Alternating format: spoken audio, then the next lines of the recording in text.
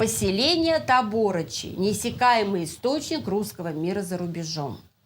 Русские места за границей часто связывают с освоенными русскими новыми землями. Одним из таких мест является русская деревня Таборочи, расположенная в восточной части Боливии, недалеко от города Санта-Крус. Таборочи основали в 1980-х годах прибывшие сюда российские староверы. Поселение представляет собой традиционную русскую деревню конца XIX века, окруженную не березовыми рощами, а боливийской сельвой с пальмами. В этой деревне чувствуется настоящий русский дух. По своим ухоженным владениям расхаживают русоволосые, голубоглазые, бородатые микулы селяниновичи и в вышитых рубахах и самородках, и в лаптях. Русские румяные девицы пшеничными косами ниже пояса, обреженные в цветастые сарафаны, поют за работой задушевные песни. Это не сказка, а реальное явление. Это Россия, сохранившаяся далеко за океаном, в Южной Америке. Деревня Таборочи состоит из 2 десятков дворов, достаточно отдаленных друг от друга. Дома построены не бревенчатые, а добротные, кирпичные.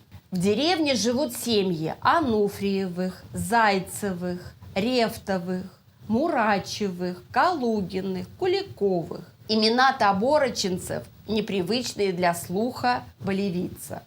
И для русского человека они звучат слишком архаично.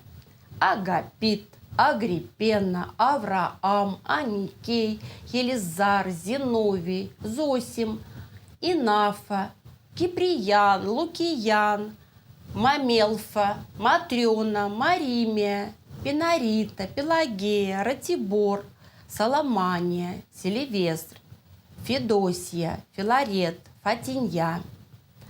У жителей этой деревни своя система образования.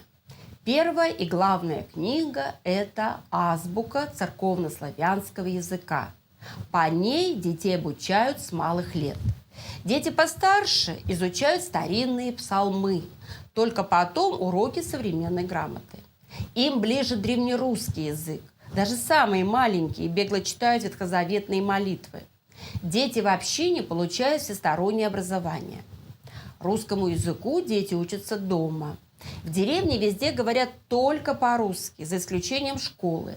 Находясь вдали от исторической родины, русские в Боливии сохранили для потомков русскую культуру и язык Пушкина. Живут обособленно, чтят вековые традиции. Дома говорят только по-русски. Язык предков хранит и прививает семья, передавая его от старшего поколения младшему. Детей обязательно учат читать по-русски и по-старославянски, ведь в каждой семье главная книга – Библия. Удивительно, что все живущие в Боливии говорят по-русски без малейшего акцента, хотя их отцы и даже деды родились в Южной Америке и никогда не бывали в России. Лингвисты знают, что в случае миграции люди утрачивают родной язык уже в 3-м поколении. То есть внуки уехавших, как правило, не говорят на языке своих бабушек и дедушек.